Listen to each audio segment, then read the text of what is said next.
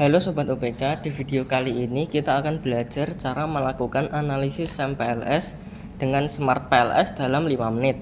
Dalam tutorial ini kita hanya akan melakukan inti analisisnya secara ringkas saja. Smart PLS adalah salah satu aplikasi analisis untuk menguji hubungan antar variabel, termasuk melakukan analisis SEM PLS.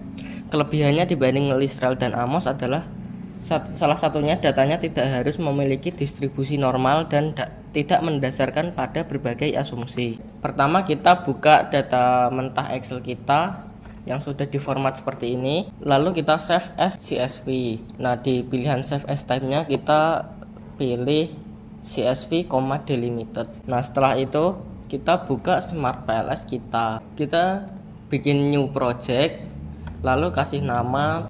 Lalu kita double klik to import data, klik 2 kali, lalu pilih file Excel tadi yang berbentuk CSV, kita klik open. Oke. Nah, setelah muncul data seperti ini, kita klik 2 kali yang nama tutorialnya ini, lalu kita gambar model sesuai dengan teori kita.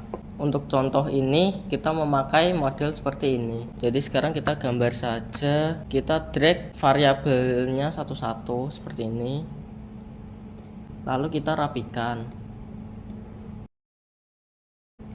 Kita beri nama tiap variabel laten ini. Sekarang kita konekin variabel latennya satu-satu. TL memengaruhi RTC dan EP, lalu RTC memengaruhi EP.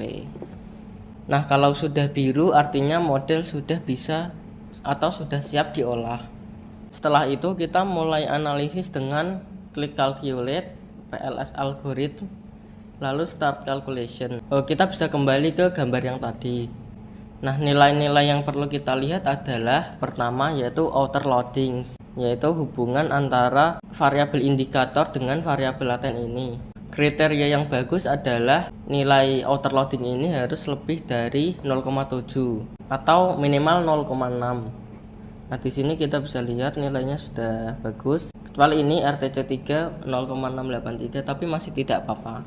Nah, outer loadings ini juga bisa dilihat di PLS algoritma, lalu di outer loadings ini. Maka yang di atas 0,7 sudah hijau semua. Selanjutnya kita lihat reliabilitas dari data ini di bagian construct, reliability dan validity. Nah, kriteria yang kita lihat adalah nilai Cronbach alpha, ROA dan composite reliability. Kriteria yang bagus adalah nilai antara 3 ini harus lebih dari 0,7. Kalau lebih dari 0,7 maka reliabilitas atau keandalan data sudah baik atau bagus. Lalu kita bisa cek validitas dari data ini, yaitu dengan melihat nilai average variance extracted atau AVE.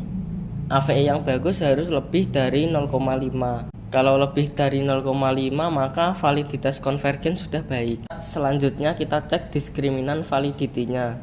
Kita klik diskriminan validity ini. Nah, kriteria yang bagus adalah pertemuan antara dua variabel ini, dua variabel yang sama harus lebih besar dari pertemuan variabel lainnya.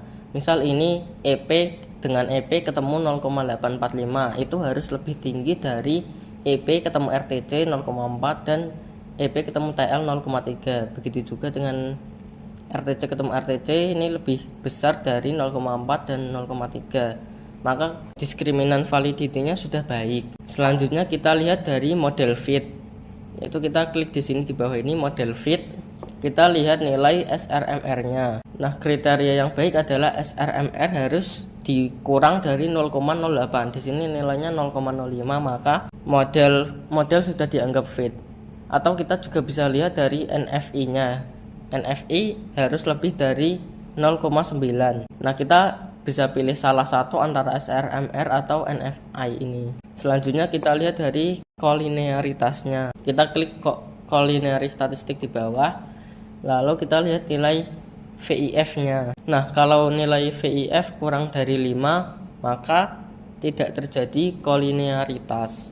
Kita kembali ke gambar yang tadi. Nah, sekarang kita mulai analisis lagi dengan klik calculate, lalu bootstrapping. Kita start calculation. Nah, analisis bootstrapping ini digunakan untuk melihat signifikansinya. Nilai-nilai yang perlu kita lihat adalah pertama p-values. P-values yang kurang dari 0,05 dan t-statistics yang lebih dari 1,96, maka pengaruh dianggap signifikan. Maka di sini RTC mempengaruhi EP dengan p-value 0,000, t-statistik 5,9. Maka RTC berpengaruh signifikan terhadap EP. Begitu juga dengan TL mempengaruhi EP, TL mempengaruhi RTC juga signifikan semua. Selanjutnya kita lihat dari original sample atau koefisien patch-nya. Nah, di sini original sampelnya 0,3 positif, yang bawah juga 0,2. Ini positif semua, berarti hubungan mempengaruhi secara positif. Selanjutnya kita lihat dari total indirect effect atau pengaruh tidak langsung. Nah, di sini pengaruh tidak langsung TL terhadap EP juga signifikan. Dilihat dari p-value 0,001 dan t-statistik yang cukup tinggi. Mempengaruhi secara positif karena original sampelnya juga positif. Cukup sekian tutorial analisis SAMPLS di video ini. Untuk informasi lebih lanjut berikut kami berikan referensi-referensi yang kami gunakan. Terima kasih sudah menonton.